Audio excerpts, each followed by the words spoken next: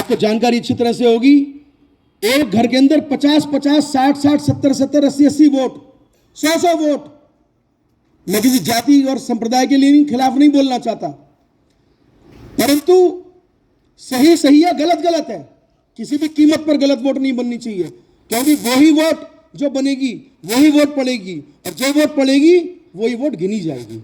इसीलिए आप सभी इस अभियान में पूरी ताकत से लगे, लगकर अपनी विधानसभा की जो तैयारी है उसको मजबूती से करें। जहां अभी सपा बसपा कांग्रेस अभी सो रहे हैं, वहां भाजपा का कार्यकर्ता क्षेत्र में निकला हुआ दिन रात मेहनत कर रहा है। तो सत्ता का घमंड नहीं है आपको। आपको सत्ता का घमंड होता तो कार्यकर्ता इतनी बड़ी संख्या में नहीं आते।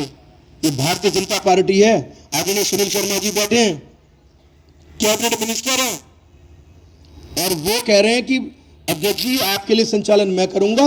भाइयों बहनों, यही भारतीय जनता पार्टी है। मैंने कई बार देखा है, हम सभी कार्यकर्ता एक सिस्टम से बंधे हुए लोग हैं। आज मैं अध्यक्ष हूं, मेरे से पूर्व भी अध्यक्ष थे, मेरे बाद में अध्यक्ष आएंगे, परंतु अभी हिमांशु जी बता रहे थे कि अध्यक्ष के नाते जो अध्यक्ष की जिम्मेदारी है वो आपको निभानी है। और मैं आप लोगों से बस एक बात कह रहा हूं, मुझ पर आप यकीन रखना, मैं जो बात कह रहा हूं, रघुकुल रीति सदा चली आई, प्राण जाए पर वचन ना जाई। मेरे जितने यहाँ कार्यकर्ता बैठे हैं, मेरे साथी बैठे हैं, मेरे मंडल अध्यक्ष बैठे हैं, वो अच्छी तरह से जानते हैं। आदरणीय सुनील शर्मा जी ने हमारे माननीय सभी जनप्रतिनिधियों ने पूरी ताकत लगा के जिस प्रकार मेहनत करके इस विधानसभा को बनाया है, आपको कहने के लिए इतनी सारी बातें हैं। जब आप बूथ पर जाएंगे तो लोग आपको पकड़ेंगे, आपसे बात भी करेंगे, चर्चा भी करेंगे, परंतु आपके पास कहने के लिए यह है कि भारत के अंदर, पूरे भारत के अंदर अकेली विधानसभा ऐसी है जहां पर रेलवे स्टेशन है। बताए हाँ ना? है? आवाज बहुत कम है। रेलवे स्टेशन है, हवाई अड्डा है, एलिवेटेड हाईवे है, NH-24 का जो बाहर का बड़ा वाला 14 लेन हाईवे है। आप मुझे बताओ, पूरे भारत के अंदर एक ऐसी विधानसभा जिसमें RRTS भी हो, जिसमें मेट्रो भी हो, जिसमें हवाई अड्डा भी हो, और भाइयों बहनों वो जो रोपवे चलता है ना, माननीय सुनील शर्मा जी, उसके लिए भी फंड में है, रोपवे भी अभी बहुत जल्दी आने वाला है।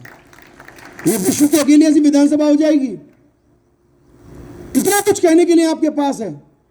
और साथियों, ऐसा जनप्रतिनिधि आपके बीच है कि जहां पूर्ववर्ती जनप्रतिनिधि और पूर्ववर्ती सरकारें भगवान राम को काल्पनिक बताती हैं, भगवान राम के ऊपर भी आक्षेप लगाने का काम करती हैं। आपका विधायक, आपका मंत्री ऐसा है जो धोती कुर्ता पहनकर, त्रिपुंड लगाकर भगवान राम की जय जयकार करने में कभी कोई संकोच नहीं करता। दिन रात वो कहते हैं कि मैं राम भक्त हूं, और वो अब तो नए रूप में आ गए। कई मिलियन व्यूज हुए उसमें, और राम चर्चा देखी आप लोगों ने, किस किस ने देखी? देखी, सबने देखी।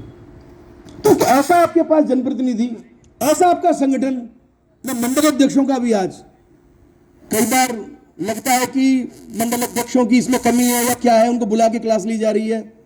इस समय 15 अभियान चल रहे हैं, 15 अभियान चल रहे हैं लोग भैया। मैंने कल गिनवाए थे, आज फिर गिनवा सकता हूं। 3 प्रकार की तो आप वोट ही बनवा रहे हो। एक गहन पुनरीक्षण चालू हो गया, इसके अलावा आप MLC की वोट बनवा रहे हो, इसके अलावा आप स्नातक की वोट बनवा रहे हो, 3 तो वोट बनवा रहे हो। जिला पंचायत का अभियान अलग चल रहा है। इस सब के अलावा आत्मनिर्भर अभियान, इसमें महिला सम्मेलन अलग, युवा सम्मेलन अलग चल रहा है।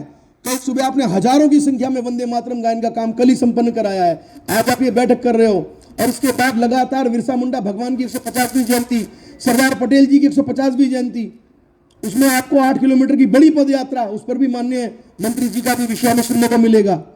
तमाम ऐसे काम आप कर रहे हैं। इतने सारे अभियान करने के बाद में, और मैं मंडल अध्यक्षों का आज के इस अवसर पर इसलिए धन्यवाद करना चाहता हूं कि उन्होंने दिन रात लगकर इस कार्यक्रम को भी सफल कराने के लिए जो पूरी ताकत लगाई है, वो अभिनंदन के योग्य है। मैं आप सभी कार्यकर्ताओं के प्रति अपना आभार व्यक्त करता हूं।